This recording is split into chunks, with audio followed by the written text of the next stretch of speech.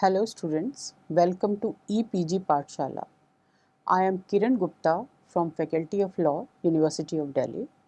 Today we are going to discuss about a module Women and Law relating to matrimonial relief under paper Women and Law in subject Women Studies. The objective of today's study is to study various matrimonial remedies available to a woman under the personal laws, and also to highlight major modern changes in the ancient practices pertaining to divorce among various religious groups in India. Friend, marriage is seen as an institution of people coming together under the promise of spending a lifetime with each other. Every religion is under the firm faith that a marriage is a permanent union of men and women. However, with the view to provide relief to a spouse in distress, the law in almost all the countries of the world has provided for certain matrimonial remedies. The statutory law revolves around four basic arenas of matrimonial relief, and these are annulment of marriage if there is some defect in the validity of the marriage, restitution of conjugal right if the party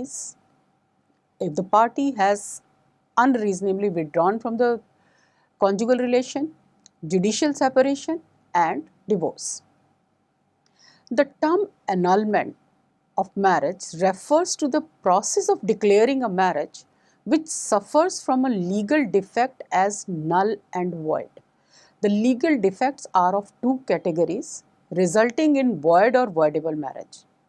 A void marriage does not confer any status, right, or obligation upon the spouses. They won't become husband and wife, their children will not be legitimate, there is no mutual right of succession, and even right of maintenance also. While a marriage can be declared as null and void through a judicial decree, even without such declaration, marriage is deemed to be void and the parties cannot claim any right against each other. A voidable marriage remains valid until it is declared as null and void through a judicial decree. Restitution of conjugal right refers to the right of one spouse to the companionship of other. Initially, only husbands could avail this remedy. This remedy was introduced into the Indian family law through judicial decisions. Later, it was incorporated into various statutes like the Civil Procedure Code, Specific Relief Act, and the other matrimonial laws. And both the husband and wife were awarded the right to enforce conjugality upon the other. A decree of judicial separation award the spouses claiming relief the right to live separately from each other while keeping the marital bond intact. This was more relevant for women as they could leave their husband's home and live separately and also claim maintenance from their husband since the marriage is still subsisting. The decree does not result in dissolution of the marriage and gives no right to the parties to remarry or to marry again. The decree of divorce dissolved the matrimonial tie and the spouses cease to be husband and wife. They are now free to marry again anybody. After divorce, the parties do not have the right to succeed to each other's property.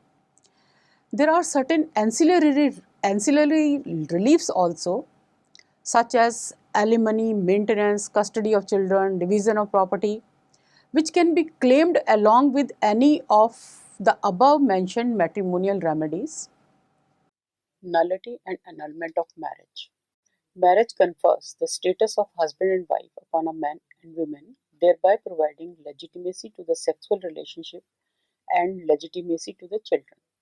As a consequence of this relationship, certain mutual rights and obligations accrue. The creation of these rights presupposes the capacity of the party to enter into a valid marriage. The concept of nullity is linked to the capacity of an individual to enter into a valid marriage. If the person lacks the capacity to enter into a valid marriage, the marriage is void or voidable. The capacities and the conditions for a valid marriage under the personal laws has already been discussed in the previous module. Restitution of conjugal rights. Husband and wife have both a right and duty to the society, that is, comfort, consortium of each other. This is the unique feature of conjugal relationship. Husband and wife have a duty not to withdraw from the society of the other without a reasonable reason. If one of them withdraws from the society of other, the aggrieved spouse has a legal right to claim a decree of restitution of conjugal rights against the other spouse. However, the spouse who has forsaken his or her spouse cannot ask for the relief of restitution of conjugal rights. This is the only positive relief aiming at affirming and preserving the marriage. The remedy of restitution of conjugal rights is available to members of all communities in India under the various statutes like Section 9 of the Hindu Marriage Act 1955, Section 32 and 33 of Divorce Act 1869, Section 36 of Parsi Marriage and Divorce Act 1936, Section 22 of Special Marriage Act 1954.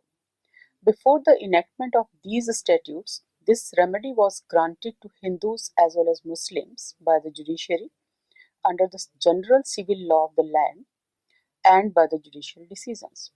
Though initially only husbands availed of this remedy, later it was also used by deserted wives to restore their marriages. Section 9 of the Hindu Marriage Act laid down 4 conditions for decreeing the grant of this relief. Firstly, the respondent has withdrawn from the society of the petitioner. Secondly, the withdrawal by the respondent is without a reasonable cause. Thirdly, the court is satisfied that the statements made in the petition are true. And fourthly, there is no legal ground for refusing to grant the application. Withdrawal from society may take place even when the parties are living under the same roof. Withdrawal means withdrawal from a state of affair, that is conjugality, and not from a place. When the husband himself is instrumental in driving the wife out of her matrimonial home, it cannot be said that the wife has withdrawn from the society of her husband. The defense available to the remedy of restitution is the presence of reasonable excuse for withdrawal. If the cause or excuse for withdrawal is reasonable, court will not award a decree of restitution to the petitioner. Though technically both husband and wife are able to use this remedy, studies reveal that far more husbands than wives file for this remedy. When a wife files for maintenance, as a retaliatory measure, husband file a petition for restitution. Very often, this remedy is used as a legal ploy to defeat the wife's claim rather than as a genuine intention of reconciliation. Section 13 1A of Hindu Marriage Act made non-restoration of conjugal relations for 1 year or more after the decree of restitution a ground for divorce available to both the parties. Husbands are now using this restitution decree as a stepping stone to get a decree of divorce. This resulted in challenging the constitutional validity of Section 9. The Supreme Court in Saroj Rani versus Sudarshan Kumar, deciding in 1984, upheld the constitutional validity of this provision on the ground that it is a benevolent provision which would facilitate reconciliation and save the marriage. When the husband himself obstructs the execution of the decree of restitution of conjugal right, the wife was granted a decree for divorce.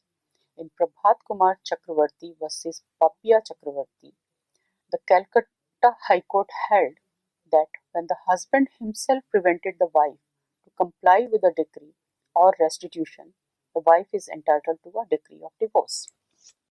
The question is, does the wife's refusal to give up her job or avocation at the instance of the husband constitutes withdrawal from the society of the husband, that too without a reasonable cause? The views of Punjab and Haryana, Andhra Pradesh, and Madhya Pradesh High Courts is that a wife cannot choose any job contrary to the wishes of her husband. If she is already in job, she must abandon it whenever the husband asks her to do so and must go to live with him at the place of his liking. However, Punjab and Haryana High Court in Kailashpati versus Ayodhya Prakash in 1977 makes it clear that this right of the husband is subject to two qualifications. Firstly, the husband must actually establish a matrimonial home wherein he can maintain his wife in dignified comfort in accordance with the means and standards of living of the parties. Secondly, it must be crystal clear that the husband, while claiming the society of his wife in the matrimonial home, should be acting in good faith and not merely to spite his wife. The views of some other high courts is different on this point, and they have taken a view that a wife gainfully employed at a place away from the husband's home who has no intention of breaking off from him and was willing to visit him occasionally could not be compelled to give her job by means of a decree of restitution of conjugal rights. In Swaraj Garg versus K.M. Garg, the Delhi High Court in 1978 held that a husband cannot force the wife to leave a government job while claiming a decree of restitution. The court is of the opinion that working wives who are better situated than their husbands have the right to choose the place of the matrimonial home.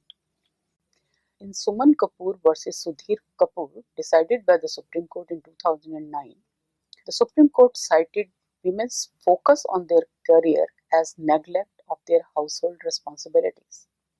The objection are being raised in certain groups that Section 9 of the Hindu Marriage Act serve no useful purpose in today's society as it has more been misused than used. The section serves the social purpose as an aid to the prevention of breakup of marriage. The courts can prevent the misuse of this remedy by carefully examining the genuineness of the petition filed by the husband. There are significant safeguards in Section 9 itself to prevent it from being a tyranny. Judicial separation. The decree of judicial separation entitles a spouse to sever conjugal relations with the other without breaking the matrimonial tie. For women who are subjected to cruelty, the right to judicial separation became an important remedy to obtain the right of separate residence, maintenance, and custody of children. This remedy is viewed as an intermediate measure for spouses who are facing matrimonial conflict but were not yet ready for divorce. All personal law statutes contain this remedy. Section 13(1)(a) of the Hindu Marriage Act provides non-restoration of conjugal relations for 1 year or more after a decree of judicial separation as a ground for divorce available to both the parties merely on the ground that they have not been able to resume cohabitation. The Hindu Marriage Act 1955. In this act, the ground for claiming decree for judicial separation was specified in Section 10, which were different from the grounds prescribed for divorce under Section 13 of the Act. By the Matrimonial Laws Amendment Act of 1976, the grounds specified in Section 10 were merged with the grounds of divorce under Section 13. Now, the parties are free to claim either judicial separation or divorce on the same ground. Section 13(a) of the Act, which deals with alternate relief in divorce proceedings, permits the court to grant a decree of judicial separation where a petition is filed for decree of divorce if the court thinks it fit. In India, in all uncodified personal laws except Muslim law, the marital bond was treated as eternal and unbreakable. Hindu law, Christian law, even Parsi law did not provide for dissolution of marriage. It is only under the Muslim law that a marriage is treated as a dissoluble union. With the passage of time, it was realized that sometimes it is very difficult to remain adhered to matrimony. This resulted in the enactment of various statutory personal laws permitting dissolution of marriage by a decree of competent court. Under modern times, the concept of divorce can be categorized under mainly three categories. fault theory of divorce. The basic ingredient of a fault theory of divorce are: there must exist a guilty party or a party who is responsible for having committed one of the specified matrimonial offence. There must also exist an innocent party who has suffered due to the misconduct of the guilty party, and the innocent party should have no role in the cause of the conduct, that is, there must be no collusion between the guilty party and the innocent party. Mutual consent theory. Marriages very often fail not because of the fault or guilt of one of the spouses, but because the spouses are not compatible in their temperament. Despite their best efforts, they are unable to live together as husband and wife. To remedy the problem faced by such couples, the notion of consent divorce came to be included in the matrimonial laws. The purpose was to enable couples to adopt honest means to achieve legitimate ends. Irritable breakdown theory. This theory is based on the fact that irrespective of fault of either or both parties, a marriage can be terminated if it is shown that nothing survives in the relationship. Borrowing the phrase used by some judges, a marriage which is reduced to dead wood can be dissolved. The basic premise of this theory is that if a marriage has broken down without any possibility of repair, or we can say irretrievably, it should be dissolved without ascertaining the fault of either party. Under the Shastric Hindu law, the marital bond was eternal and unbreakable. Divorce was not provided, however painful cohabitation may be. In some non-Dvija communities, the custom of divorce started, and the courts enforced these custom of divorce provided for dissolution of marriage without the intervention of the courts. The Hindu Marriage Act 1955 has introduced a revolutionary change by permitting divorce to all the Hindus on certain reasonable grounds, and Section 13 of the Hindu Marriage Act specified those grounds and the conditions necessary for dissolution of marriage on those grounds. This permission was given for the first time in the history of Hindu law by this act. The act saved all the customs and special legislation granting the dissolution of marriage before its commencement, and this was provided under Section 29, subsection 2. The original provision of the Hindu Marriage Act 1955 regarding divorce have been liberalized by the Marriage Laws Amendment Act of 1976. The relief of divorce may be obtained in respect of any Hindu marriage, whether solemnized before or after the commencement of the Act of 1955. A divorce petition has to be made to a court either by the husband or by the wife, that means by the parties to the marriage. The third person, including parents or children, cannot make a petition for divorce. The Act permits judicial divorce under Section 13 of the Hindu Marriage Act. Section 13 has various parts, namely 13(1) having clauses 1 to 7, 13(b) having clauses 1 to 4, 13(1)(a) having 2 clauses, and Section 13(b) and 13(a). The grounds for divorce as provided under Section 13 are divided into two types: the common or general grounds, which are based on guilt, fault, disability, etc., on which both parties to a marriage, husband or the wife, can obtain divorce. They are 11 and are given in subsection 1 and subsection 1a. The other grounds are the grounds which are available to a wife exclusively in addition to the general grounds. They are 4 and are mentioned in subsection 2 of section 13. There is, however, no exclusive grounds for divorce for the husband. Section 13 of the Hindu Marriage Act states the grounds and reasons for divorce, which are as follows: the extramarital sexual relation after marriage, cruelty, desertion, conversion, incurable unsoundness of mind or mental disorder, virulent and incurable leprosy, venereal disease in communicable form, renunciation of the world by embracing a religious order, absence for a continuous period of 7 years, no resumption of cohabitation for 1 year after decree of judicial separation or restitution of conjugal rights. The grounds which are available only to wife are: 1. If the husband has more than one wife married to him before the commencement of the Hindu Marriage Act, then either of them or any one of them can claim divorce from him. Second, if the husband has indulged in unnatural sexual relation like rape, bestiality, and sodomy, then wife can claim divorce. Third, if there is no resumption of cohabitation for 1 year between the parties after the passing of the decree of maintenance in favor of the wife by the court, then wife can claim divorce.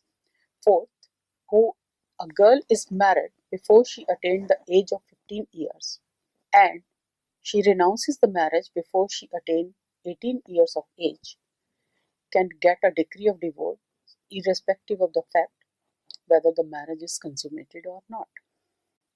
Divorce by mutual consent is addressed under Section 13B of the Act, which was added in 1976.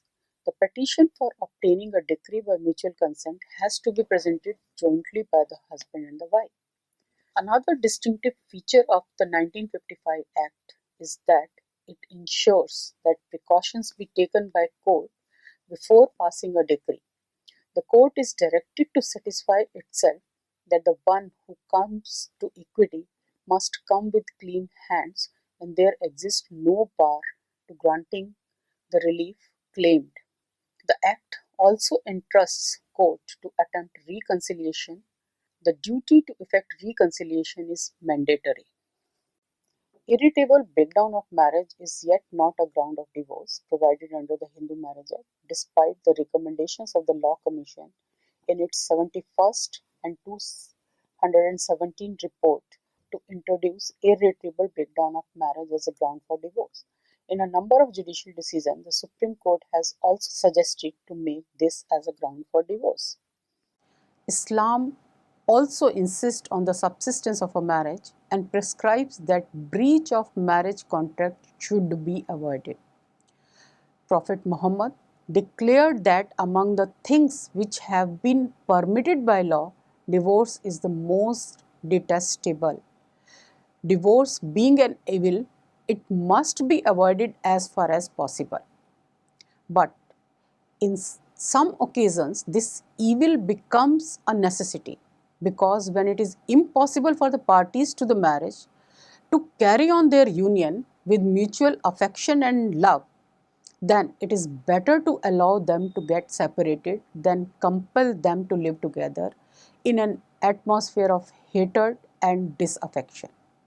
The basis of divorce in Islamic law is the inability of the spouses to live together rather than any specific cause or guilt of a party on account of which the parties cannot live together. A divorce may be either by the act of the husband or by the act of the wife or by their mutual consent. A decree of divorce from the court is not required under Muslim law. The basis for this extrajudicial divorce is irretrievable breakdown of marriage or the mutual consent of the parties. A Muslim husband can dissolve the marriage by making a unilateral declaration of pronouncement of divorce to the wife according to the various forms recognized by the law. This is called talaq. The express talaq by husband has to be clear and in unequivocal words, such as I have divorced you are utter. The express talaq falls into two categories: talaq ul sunnah, which has two forms, a hasan, most approved, and hasan, less approved. And the second category of talaq is talaq biddat. This form of talaq is not recognized by Shias. Talaq biddat is basically three talaqs pronounced at the same time. It is irrevocable immediately. Talaq biddat results in immediate irrevocable dissolution of marriage. In this talaq, three pronouncements are made in one go. that is triple talaq, 3 times, either in one sentence or in 3 sentences, signifying a clear intention to divorce a wife. In Shamim Ara versus State of Uttar Pradesh, the Supreme Court in 2002 held that the correct law of talaq as ordained by Holy Quran is that talaq must be for a reasonable cause and be preceded by attempts at reconciliation between husband and wife by two arbiters, one from the wife's family and the other from the husband's. If the attempts fail, the talaq may be effected by clear pronouncement of talaq. In Masroor Ahmad versus State of National Capital Territory of Delhi, the Delhi High Court held that a triple talaq, even for Sunni Muslims, be regarded as one revocable talaq. This would enable the husband to have time to think and to have ample opportunity to revoke the same during the iddat period. Even if the iddat period expires and the talaq can no longer be revoked, the estranged couple still has an opportunity to re-enter matrimony by contracting a fresh nikah on fresh terms of mahr.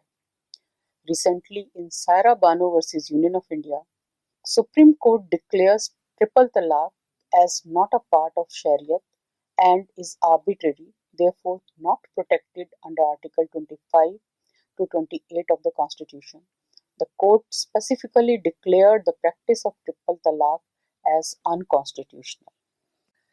Besides talaq, a Muslim husband can repudiate his marriage by two other modes, that are ila and zihar. They are called constructive divorce. Muslim law also recognizes divorce by mutual consent, which is called mubarak. Mubarak is where both the wife and husband decide mutually to put an end to their marital tie. Muslim law also allows divorce by wife. Talaq-e-tafweed or delegated divorce is recognized among both the Shias and the Sunnis. The Muslim husband is free to delegate his power of pronouncing divorce to his wife or any other person. He may delegate the power absolutely or conditionally, temporarily, or permanently. The power of talaq may be delegated to his wife also. In li'an, if the husband levels false charges of unchastity or adultery against his wife, then this amounts to character assassination, and the wife has got the right to ask for divorce on these grounds. A Muslim wife can claim khula from the husband. Khula is the mode of dissolution when the wife does not want to continue with the marital tie. She proposes to her husband for dissolution of marriage, which is generally accompanied by her offer to give something in return. Khula is a divorce which proceeds from wife, which the husband cannot refuse, subject only to reasonable negotiations. The Dissolution of Muslim Marriages Act 1939 enables a Muslim women of all sects to seek dissolution of marriage by a decree of court on any one or more of the following grounds, namely, that the whereabouts of the husband have not been known for a period of 4 years, that the husband has neglected or has failed to provide for her maintenance for a period of 2 years, that the husband has been sentenced to imprisonment for a period of 7 years or upward, that the husband has failed to perform without reasonable cause his marital obligations for a period of 3 years, that the husband was impotent at the time of marriage and continues to be so, that the husband has been insane for a period of 2 years or is suffering from leprosy or virulent venereal disease, that she, having been given in marriage by father or other guardian before she attained the age of 15 years, repudiated the marriage before attaining the age of 18 years, provided that the marriage has not been consummated, that the husband treats her with cruelty. In Itwari versus Ashgari, the court observed that Indian law does not recognize various types of cruelty, such as Muslim cruelty, Hindu cruelty, and so on, and that the test of cruelty is based on universal and humanitarian standard, that is to say, conduct of the husband which would cause such bodily or mental pain as to endanger the wife's safety or health. The court in this case decided that if the husband married again during the subsistence of the first marriage, it will amount to cruelty to the first wife, as her status in the society will be diminished because of her husband's second marriage. Marriage, as per Christianity, is union of men and women for life. As such, there was no concept of divorce in Christian law. The Divorce Act of 1869 for the first time granted the right for dissolution of marriage to a Christian couple. The Act of 1869 in section 10 specified the grounds for divorce, which are different for husband and wife. While for the husband, adultery by the wife is a ground for divorce, simple adultery by the husband is not a ground for divorce for wife. The Act of 1869 was drastically amended in 2010 on the demand of the Christian community itself, by which under section 10(1) 10 grounds were specified, which are available now to both husband and wife. The grounds are almost similar to those under the Hindu Marriage Act. Prior to this 2010 amendment, the grounds for divorce for husbands were quite lenient, while for wife to claim divorce, the ground to be proved is not just one but a mixture of number of grounds. The wife has been permitted to sue for divorce on additional ground if the husband is guilty of rape, sodomy or bestiality. Section 10, subsection 2 of the Act. Section 10A of the Act of 1869 made a provision for dissolution of marriage by mutual consent of the parties, which is similar to Section 13B of the Hindu Marriage Act. This ground was added by the 2010 amendment to the Act. The Parsis Marriage and Divorce Act 1936 governs divorce proceeding for Parsis in India. As per this Act, if consummation of marriage is impossible because of natural causes, such marriage can be declared null and void at the instance of either party. This is provided in section 30 of the Act. A suit for divorce, however, may be filed on the grounds mentioned in section 32 of the Act.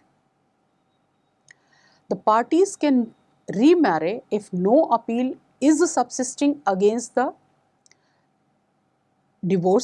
decree of divorce, or time to file such appeal has elapsed, or prior marriage has been terminated by death. The Act of 1936 also provides divorce by mutual consent, section 32B of the Act, which was added in by the 1988 amendment to the Act. However, the divorce by mutual consent under the Act is different from the divorce claim under the Special Marriage Act or the Hindu Marriage Act.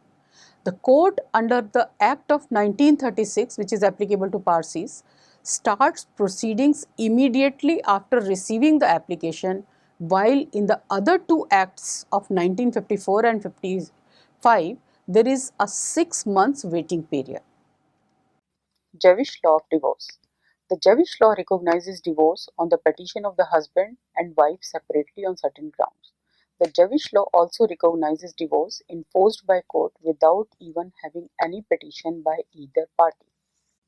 Divorce under the Special Marriage Act 1954. As we know, friends, along with the personal laws which are applicable to different persons belonging to different religious communities, we have a civil law which is available to all irrespective of their religion. This is the Special Marriage Act of 1954, which lays down a civil ceremony for the marriage. The marriage under the Act is essentially a civil contract. The Marriage Laws Amendment Act 1976 has amended the grounds for divorce under the Hindu Marriage Act and this Act also, and has brought them at par with each other. However, conversion of spouse is not a ground for divorce under the 1954 Act. Also, two specific grounds have been provided for the wife alone in the 1954 Act, that is provided by section 27(1)(a) of the Act. Section 27B provides for divorce by mutual consent, which is similar as Section 13B of the Hindu Marriage Act. The issue of family law reform does not need to be approached as a policy that is against the religious sensibility of individuals, but simply as one promoting harmony between religions and constitutionalism. No citizen should be left disadvantaged on account of their religion. There is a need to enact a uniform law of divorce applicable to all irrespective of religion so as to remove discrimination against women. Irretrievable breakdown of marriage should be made as a ground for divorce available to all irrespective of the religion. Thank you.